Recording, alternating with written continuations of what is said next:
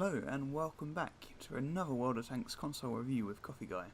So my apologies to all of you subscribers out there for not getting a video up in the last couple of weeks. I've had a bit of a move of job and a whole moving house experience to go with that, and things have been a bit hectic. But I'm starting to settle down now, and to make up for it I've got the Vanguard ELC 90 here. So I think it's been a busy few weeks for World of Tanks console, with the release of loads of premiums, including the Italian Progetto Mod 35, the French, well technically Argentinian, AMX13 Mod 58, Rover 237, of course based upon the US Tech Tree T37, and finally the LT432, which I really like. I got it in the bundle with this at 20% discount, and that's something which I have to say, hats off to Wargaming. They've had a number of bundles like this out recently, and deals of the week with decent discounts, and they're not padded out with XP boosts. And from what I've been hearing in-game chat on forums, I think players are really lapping these up. So today I'm here to talk about the ELC 90, and hope to address the question of what is it, what's its real life story, how does it fit in with its tier 9 peers in the game, and should you buy one? So it's designed as a very light air portable tank in the 1950s in France, and it was meant to trade protection for extreme speed and firepower. The idea was that it would be really useful for reacting to emerging crises in France's then colonies. And then, while competing with AMX, they produced a dazzling array of prototypes, which you can see at the Musée des Blindes in France. Including one with 30mm guns, the 90mm version we have in game, and even a version with 420mm recoilless rifles featuring 5-round autodrums. Wargaming, I'll be really interested in seeing some of these come into game soon. But none of them ever made it past the prototype stage in real life. The AMX-13, which was around the time, 1950s France, was a bit more advanced and deemed a bit more suitable at the time, and that's what we got. So this is a very unique novelty. It's a tiny vehicle, I think the tiniest in the game, at just 1.5 meters high. So it comes with a 160 horsepower engine, giving it a top speed of 70 kilometers an hour, but it's a 90mm gun when the action's at. You get 175 mils of pen and 220 damage. Depression of 9 degrees is also pretty good for an oscillating tank, making it superior to its tier 8 contemporaries such as the Batchat 12 and the Soviet LTTP, and it lets you have some very fun moments, like I'm about to show you. Target locked! Enemy's caught fire! However, this derpiness comes at a cost. It takes 30 seconds to fully reload that clip, and 2.5 seconds to fire in between each shot, making this one of the worst tier 8 lights for DPM, at a horrific 1131 damage per minute, and that's even if you hit everything. Add to that an aim time of 2.9 seconds, and the fact that you only carry 45 shells, it's definitely something to watch out for. The radio's off to the right hand side, ammo's at the back of the turret and down in the right of the hull, and when we scroll through to the crew in a second, also it's only got two, one of the smallest crews in the game. One of them's almost fully reclined to fit in there. So as you would imagine, the armour is pretty much non-existent, with just 15 mils at the front of both the hull and the turret, and 10 on the sides and back of the turret and hull. So you really want to be using this tank's amazing 0.39 camo factor, so it gets that stationary and on the move, just to avoid getting hit. But having said that, I have had a few quite lucky bounces off the turret. It does seem to get that quite a lot. So we see we have this low velocity 90mm gun as the main armament here. And you do notice that low velocity when you're firing rounds. It does affect its ability to snipe quite a bit.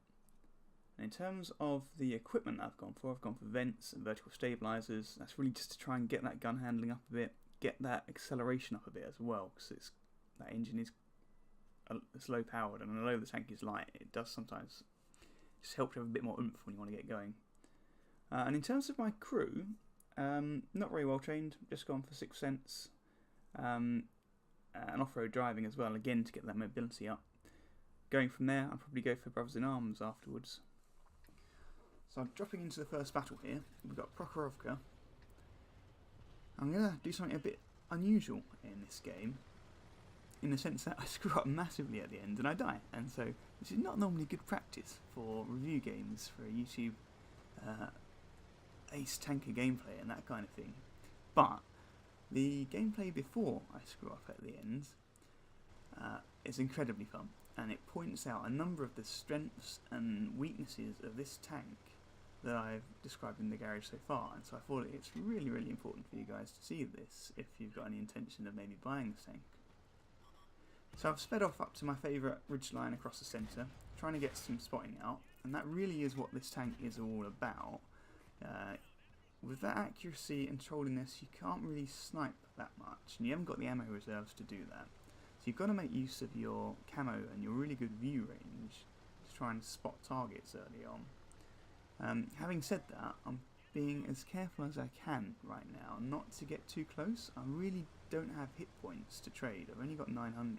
I don't want to take unnecessary damage this early on in the game. And that's something that I'd really, really advise for you. So you can see I'm doing okay, picking up a few assisted damage. And just using that mobility to weave in and out of the ridgeline. You'll see a lot of the shots I've tried to fire, even with the vertical stabilizers on, they go wild a bit.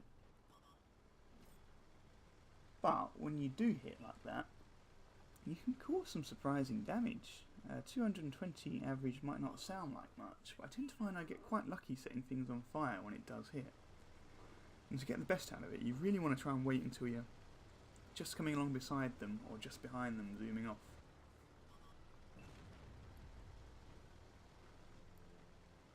So again, just keeping up that spotting. There's an ISM there. I absolutely hate those things. I never seem to have a lot of luck getting through that armour wherever I aim for. Now, at the moment we're doing pretty well. We've taken down a couple of their lights. Just taken our first loss there.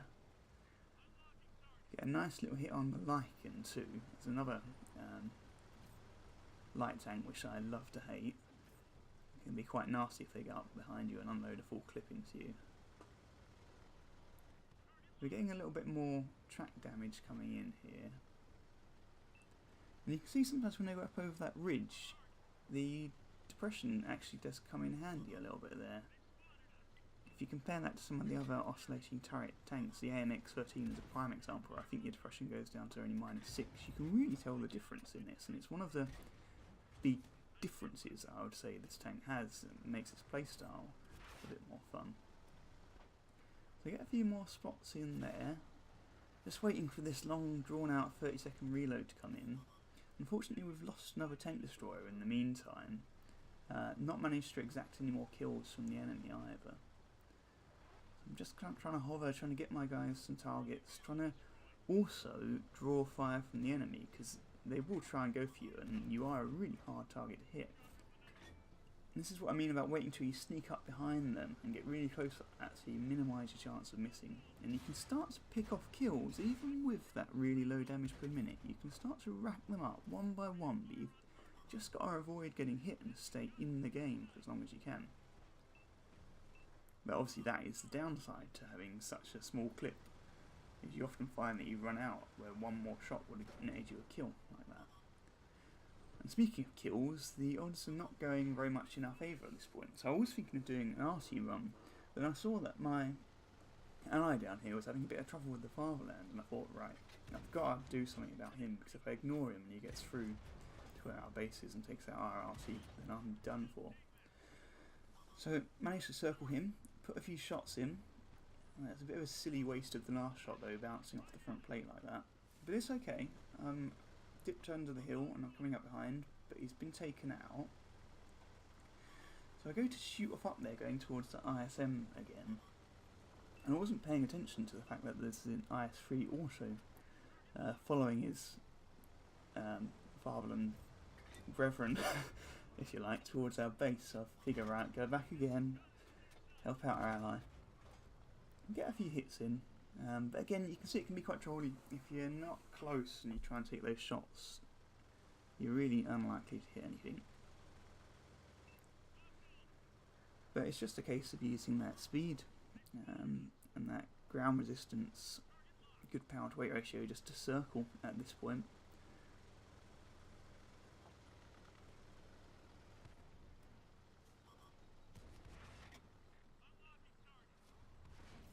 And there we go, there's physics, which is another aspect of this tank. Because you're so light, the slightest little knock or bump can send you spiralling. I've had a number of times where I've had ricochets off the turret, and they haven't done damage, but just the force of the shell, even if they're only small little 57mm shells, hitting you will really throw you about and knock you all over the place. And it can give you some quite hilarious results. So, looks like we've stabilised the scores. In fact, we've got a slight lead now, so I'm off back to that ridgeline to try and get some spots for the team. Now I can be a bit more aggressive. I'm saying to my teammates, you know, cover me, I'm going to go in and get you some stuff to shoot at. And there we go. Picked up their arty. Let's see if the gun will let me have this kill without trolling me. Bang, we got him. We got that bison. I need to watch out for him in a minute. But for now we can focus on that Polish 40 TP.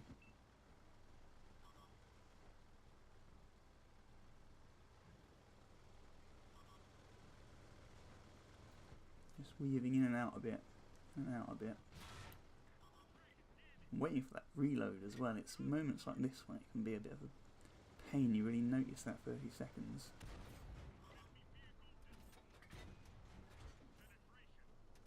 Get rid of the 40 TP. This is where I almost screw up because I realise, oh, don't go past there. His gun is down lower than I thought he could reach. I'll just reverse and try and get around the side of him. And that's something you will find with this tank. It's because it's so small. A lot of people, if you get up close, they can't get their gun down on you to shoot you, and you can use that to your advantage sometimes. But anyway, the bison is taken out. I was just pondering whether to go up into that hill down by the F0 line when the enemy line pops up again. So I decided that now's my time and go back and help out. And this really is the essence of scouting. It's not just about rushing, lighting up the enemy tanks and getting taken out, but it's just about constantly being there as support. And let's see if that .38 accuracy can play off for me. As you see, if you aim, you usually can hit, he says, as the second one goes wild. But I'm not going to get that last one in. And again, it just reiterates that fact that this tank is, whilst you might think with that size and camo that you'll be good at sniping, that accuracy really ruins any chance of that. And the fact that you've got so little ammo. And I think that's what you might have noticed up on that hill there. I was frantically tapping because nothing was happening when I was trying to pull the trigger. I thought, is my internet connection gone? What's happening? And it's just that I've run out of ammo at this point. It's not usual for battles to go on quite this long, and yeah, ammo's dried up. So anyway, we're just trying to find that last arty. I think it turns out he's actually made a run for it down the one line.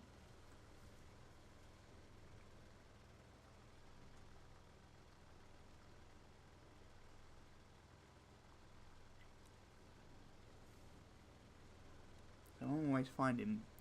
But I guess in the meantime, now would be a good time to summarise some of the key points about this tank.